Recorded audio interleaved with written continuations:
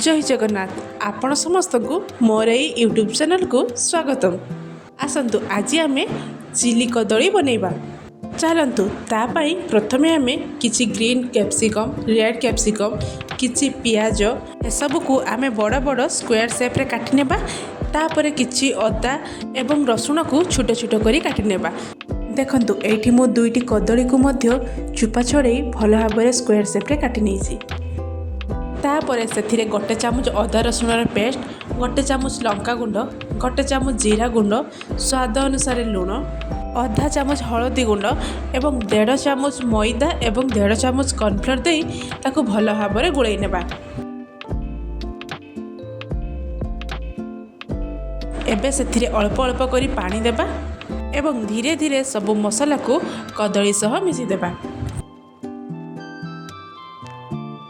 जेमिति कि से कदली उपरे पतला लेयर टीए रहिबो।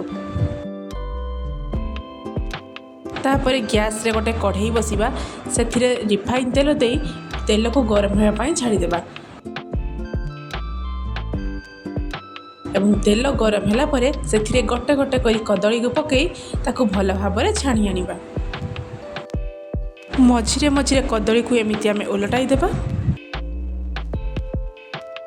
तापर कदली ब्राउन कलर हैला परे ताकू आमे छाणी आनिबा।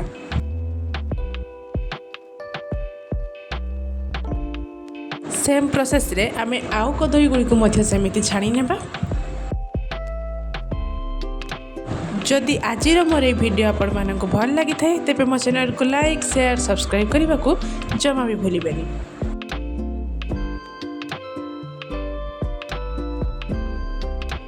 देखंतु आमे केते सुंदर भावे कदली गुडी को छाणी नेचे।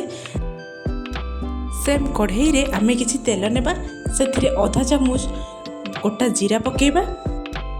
तापरे काटी रखिथिबा अदा एवं रसुण को सेथिरे पकेई गोटे मिनिट पर्यंत भाजी नेबा।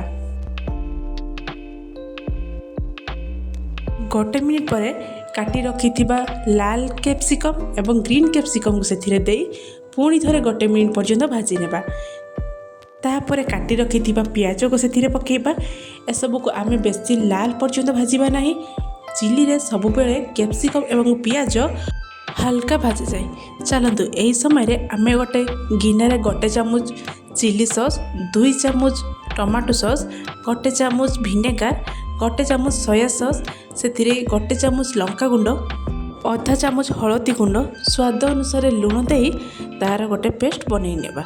मन रखिथिबे लुण सब बेले स्वाद अनुसार देबे, काहींकिना सॉस रे मध्य लुण थाए एवं आमे कदली को छाणिया बेले मध्य लुण सेथिरे ऐड करिचे।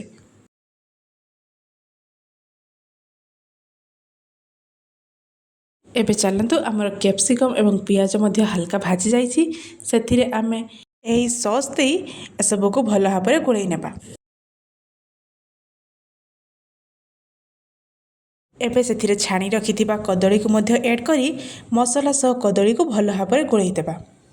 तापरे सेथिरे गोटे चामच कॉर्नफ्लोर सह अल्प टिके पानी देई तार गोटे मध्य बेटरटे बने से चिली रे पकेबा एवं एसबू को भल भाव में गोलई देबा।